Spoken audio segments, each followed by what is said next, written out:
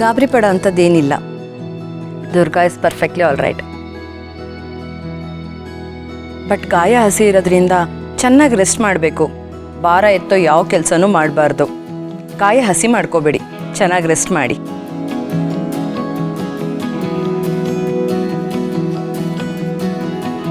ನಾನು ಇಷ್ಟು tablet ಬರ್ಕೊಡ್ತೀನಿ, correct time ಕೊಡಿ. ನಾನು ನಾಳೆ ಮತ್ತೆ ಬಂದು ಚೆಕಪ್ ಮಾಡ್ತೀನಿ.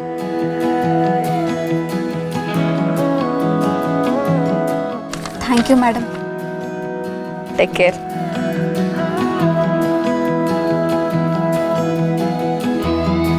ನಾನೇನು ಬರ್ತೀನಿ ಶರತ್. ಡಾಕ್ಟರ್, ನನಗೆ ಒಂದು ಅರ್ಥ ಆಗ್ತಾ ಇಲ್ಲ. ನಾನು ದೇವಸ್ಥಾನದಲ್ಲಿ ದುರ್ಗಾ ನಾಡಿ ಮಿಡ್ತಾ ನೋಡಿದ್ದೆ, ಅದು ಬಡ್ಕೋತಾ ಇರಲಿಲ್ಲ.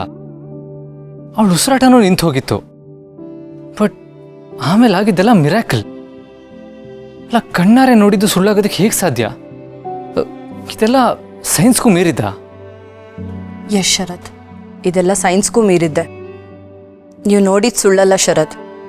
ದುರ್ಗನ್ ಹಾರ್ಟ್ ಬೀಟ್, ಪಲ್ಸ್ ಎಲ್ಲ ನಿಂತೋಗಿರುತ್ತೆ, ಮತ್ತೆ ಆಮೇಲೆ ಬಡಿಯೋದಕ್ಕೆ ಶುರು ಆಗಿರುತ್ತೆ.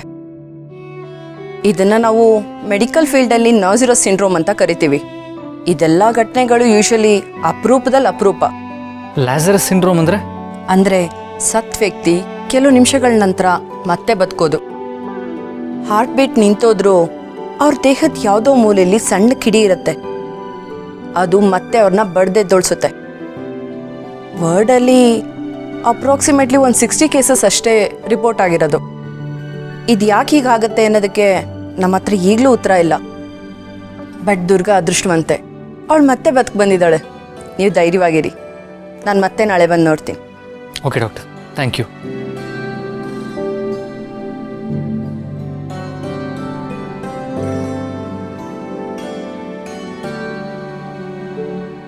ಥ್ಯಾಂಕ್ಸ್ ಅದಕ್ಕೆ ಬಂದಿದ್ದಕ್ಕೆ. ನೀವು ಉಳಿಯೋದಿಲ್ಲ ಅಂತ ಡಾಕ್ಟರ್ ಹೇಳಿದಾಗ ನಮಗೆಲ್ಲ ಎಷ್ಟು ಟೆನ್ಷನ್ ಆಗಿತ್ತು ಗೊತ್ತಾ. ಹೀಗೆ ನೋಡಿ, ಡಾಕ್ಟರೇ ಹೇಳ್ತಿದ್ದಾರೆ ನೀವು ಪ್ರಾಣಾಪಾಯದಿಂದ ಪಾರಾಗಿದ್ದೀರಾ ಅಂತ. ನಿಮ್ಗೇನಾದರೂ ಆಗಿದ್ದಿದ್ರೆ. ಶಾನ್ವಿ, ನಾನಿವಾಗ ವಾಪಸ್ ಬಂದಿದ್ದೀನಲ್ಲ, ಮತ್ತೆ ಯಾಕೆ ಅಳ್ತಾ ಇದೆಯಾ? ನನ್ನಿಂದಾಗಿ ಈ ಮನೆಯವರೆಲ್ಲ ತುಂಬ ಆತಂಕ ಪಟ್ಕೊಂಡ್ಬಿಟ್ರು. ನನ್ನನ್ನು ಕ್ಷಮಿಸ್ಬಿಡು, ನಾನು ಎಲ್ರಿಗೂ ತುಂಬ ನೋವು ಕೊಟ್ಬಿಟ್ಟೆ. ಅದಕ್ಕೆ ಯಾಕೆ ಹೀಗೆ ಹೇಳ್ತಿದ್ದೀರಾ? ನೀವ್ಯಾಕೆ ಕ್ಷಮೆ ಕೇಳಬೇಕು? ನೀವೇನಾದರೂ ಚಾಕು ಚುಚ್ಚಿಸ್ಕೋಬೇಕು ಅಂತ ಆಸೆ ಇಟ್ಕೊಂಡಿದ್ರಾ?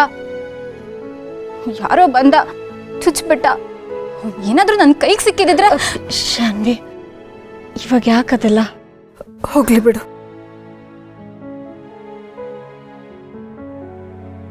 ಸಾರಿ, ಆ ಕಹಿ ಘಟನೆನ ನೆನಪಿಸ್ಕೊಳ್ಳೋದೇ ಬೇಡ. ನೀವು ವಾಪಸ್ ಬಂದಿರೋದಕ್ಕೆ ಸೆಲೆಬ್ರೇಟ್ ಮಾಡೋಣ.